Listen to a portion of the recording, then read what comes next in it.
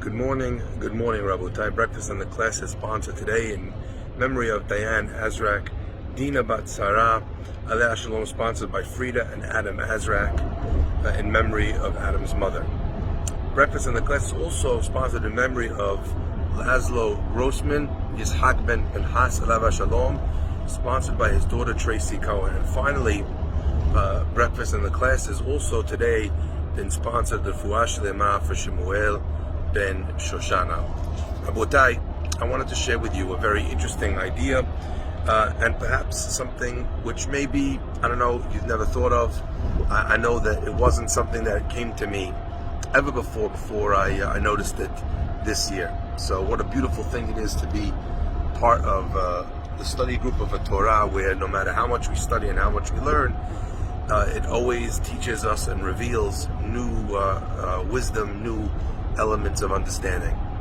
So the Ben Ish Chai asks a very simple question. We all understand and we all know that the Jewish people, before they receive the Torah, before they receive the land of Eretz Israel, so they have to go through the process of slavery in ancient Egypt. Now, it's important to understand that it seems as if the requirement for being able to get this Torah, the requirement for being able to move to Eretz Israel, is only after the Jewish people move from Eretz Israel down to the land of Egypt under Paro. And the question is, would it not have been much easier? Would it not have been much safer? And would it not have been much more comfortable for the Jewish people to never have to go down from Eretz Israel down to Mitzrayim? That clearly is something that would have been a lot easier. Let them stay there, let them learn, let them continue to grow as Yaakov's family. What's the reason they need to be taken, uprooted from Eretz Israel, brought down to the land of Egypt, made into slaves, then eventually turning back to come back to the land to fight all the way back to the place where they were already before? What is the idea? What is the concept here? And the Ben Ish Chai gives a very, very powerful mashal. He says there was once a young man who got married to a wonderful woman, and as time went on, they realized that they would be unable to have children. So what could they do? They went to a local orphanage, and they found a young man whose parents had both passed away. And they said to this young man, they said, listen, you have no place to live. Why don't you come stay by us, and we'll adopt you, and we'll take care of you as if you were one of our very own. Okay. The young man moves into the house as a young child. First, he's very, very frightened. It's not something which he's used to. But eventually, he moves into the home, and it becomes second nature to him that he's there. And over time, he becomes more and more comfortable in this place. Over time, he becomes more and more at home, and he recognizes that these people only have his best interests at heart. One day, at the front door of this wealthy man's house, there's a knock. The wife is sitting there watching from the living room, and she sees her husband goes to the front door, and there's a poor man there, and the man says, sir, can I have a donation? Please, can I have some tzedakah? The rich man, the adopted father, he says, of course. He reaches in his pocket, but instead of giving $5 or $10, he pulls out $100 bill, and he gives the guy $100. The guy is thankful like you can't believe it. He's, blessing him in the day he was born, and he's blessing his wife, and he's telling him that he should have hatzlacha in business, and everything that he wants should be his. I mean, never could you imagine a happier poor man. Anyway, after about 10 minutes of this blessings, the wife says to her husband, I think the kid that we got, I think he's defective. He says, what do you mean he's defective? He said, look at this poor guy. He knocked at the door. We gave him $100. And for 20 minutes, he can't stop giving us a beracha, blessing us. Here we have an adopted son living in the house. We give him clothes. We give him food. We give him shelter. We paid for his education. We did everything for him. I think it seems to me that this kid is not a grateful child. Maybe he's not a good kid. The husband says, you know something? I think you're right. He says, but I don't think the problem is with the kid. He says, I think the problem is with us. The mother says, how so? He says, look, give me a week and I'll show you. And this way we'll be able to test the theory if I'm right or if I'm wrong.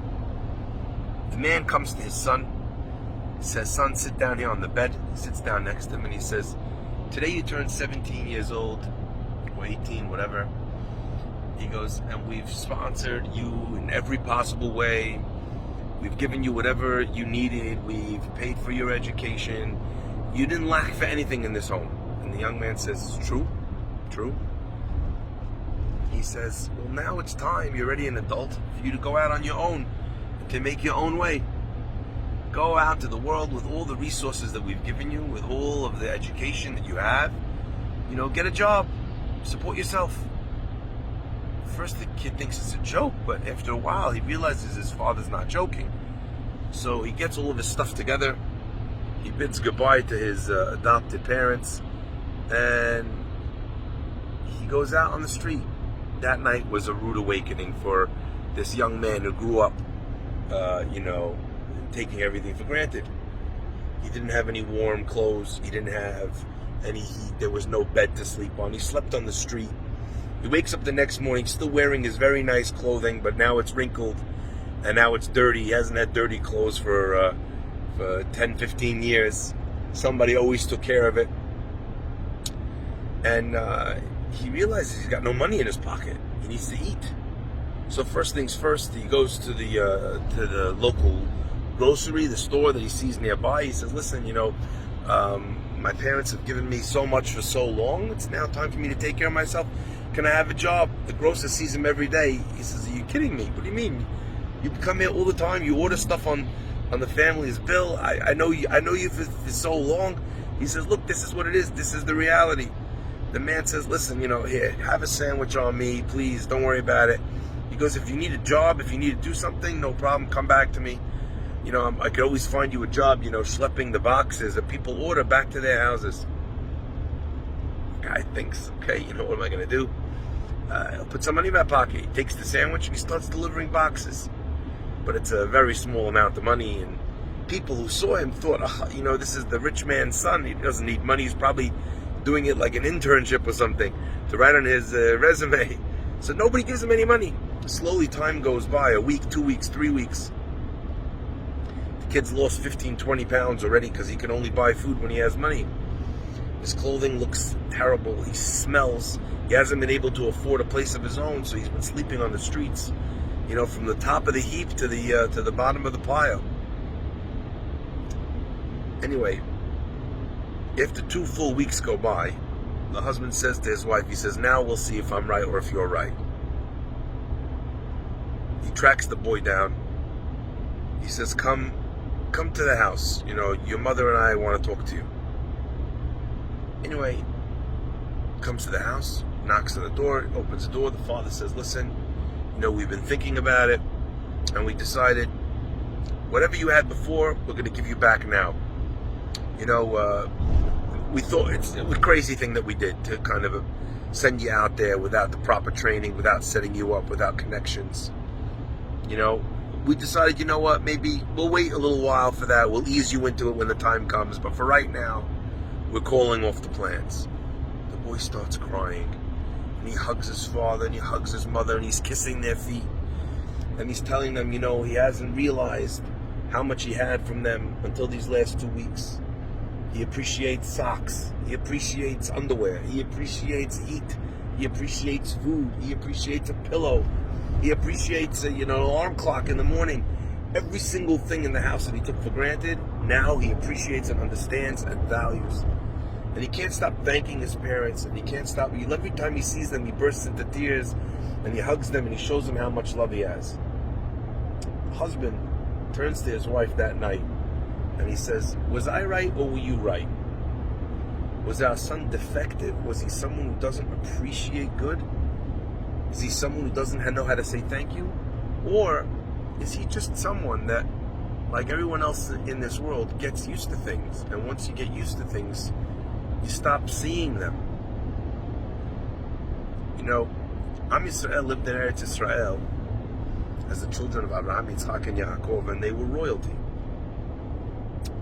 The way the Avimelech treats them, with the way they come into Egypt, like they own the place back in the day, even though they were coming starving, and yet they came in different sha'arim, and they were noticeable. It was noticeable that the Shvatim were entering into Eretz Mitzrayim. It was a big deal.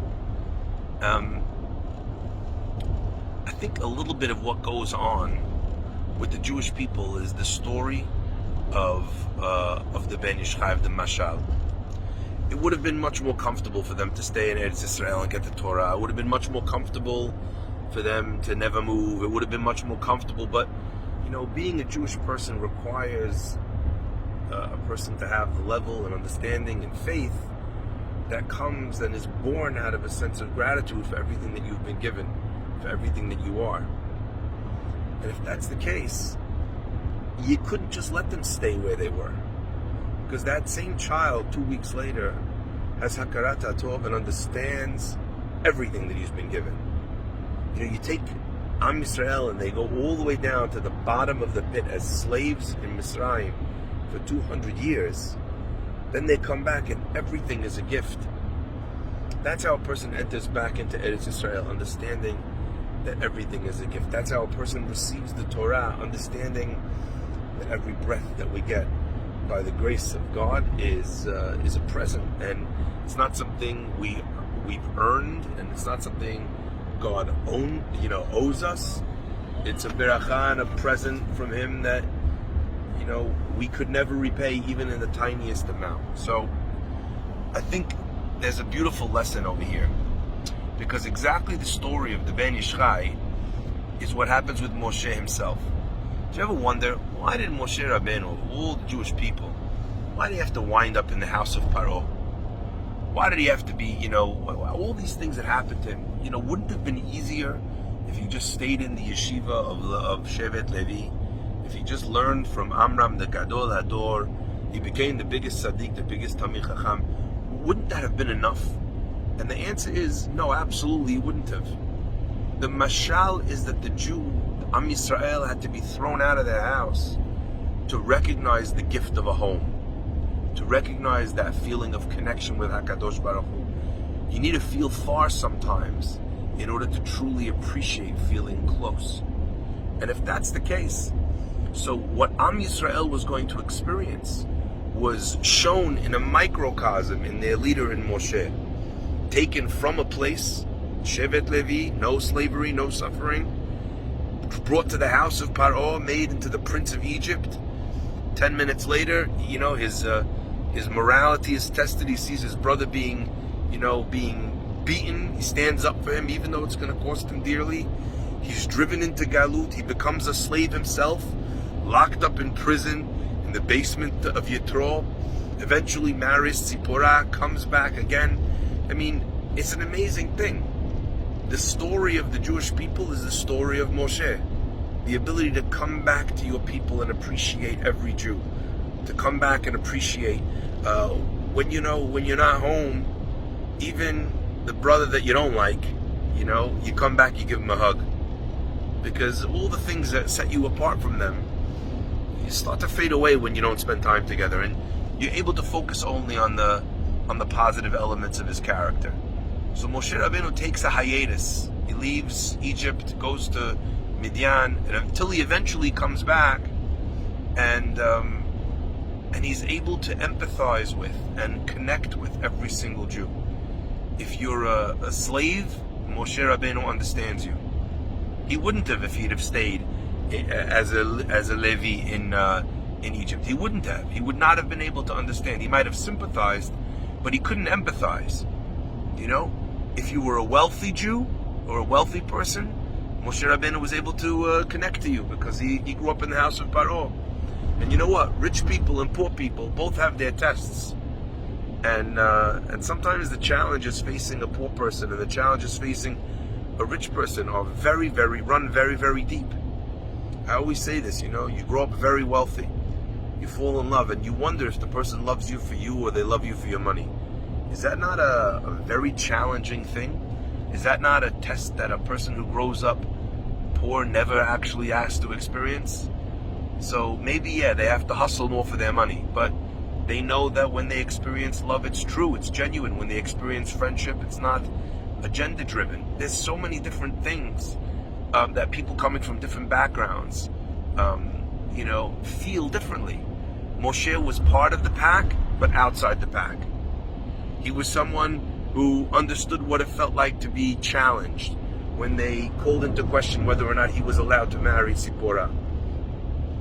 He was able to empathize with people who felt maybe illegitimate. He was able to connect with and feel what someone felt if they were imprisoned, if they needed a second chance. He was able to feel the pain of someone who was disabled. He had to burn his mouth in the story of Paro. He was able to feel and connect to the challenges of someone in power and with leadership. Moshe Rabbeinu, because he was the unique soul that embodied and encompassed all of his people, which is what a leader is supposed to be, he had to be able to connect with each and every single person. So that's the story of Moshe, and that's the story of the Jewish people. And sometimes I think that this story from a long time ago is also the story of each and every human being today. We go through situations and difficulties and challenges, and we wonder to ourselves, why in the world is God taking me down this path?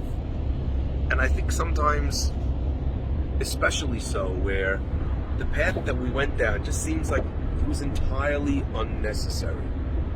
Like you get a scare that turns out to be nothing. Why did I need to live through that? Like if I had to get sick, bar minan, because I deserve that, I get it, all right? But if I didn't get sick, so why would I be put in the position to be afraid of the fact that I was? Why did my Shalom Bayit have to be on the rocks, even for a short amount of time, to make me think that my marriage was ending, if it wasn't actually ending? If it was ending and that was part of the story, I get it. If not, though, what's the purpose in these things that happen? And I think one of the things that we learn from Moshe Rabbeinu is that our experiences in life are colored by the narrative of our path.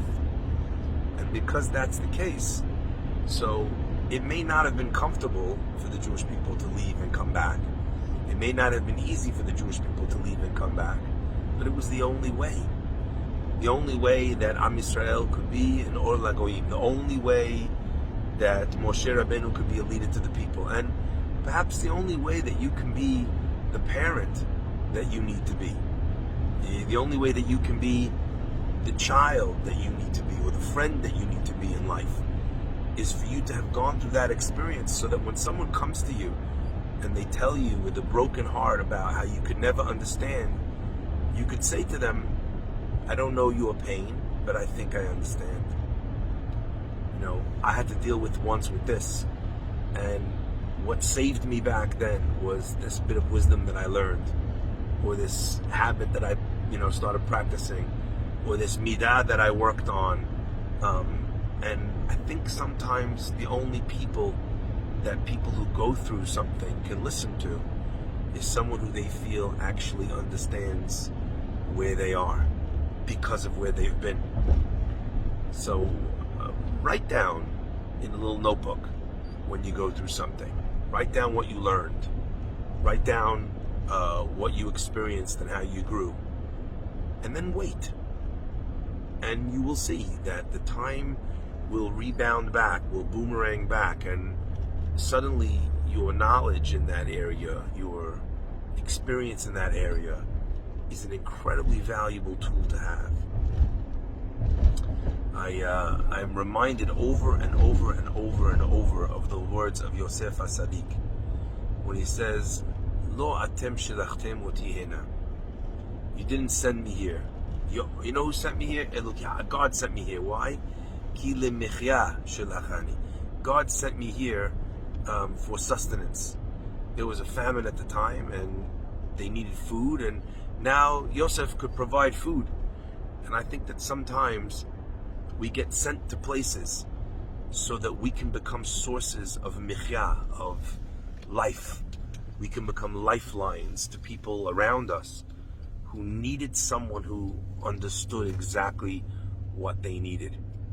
So look out for those experiences. After you've written down yours, look out and you'll see somehow someone will cross your path.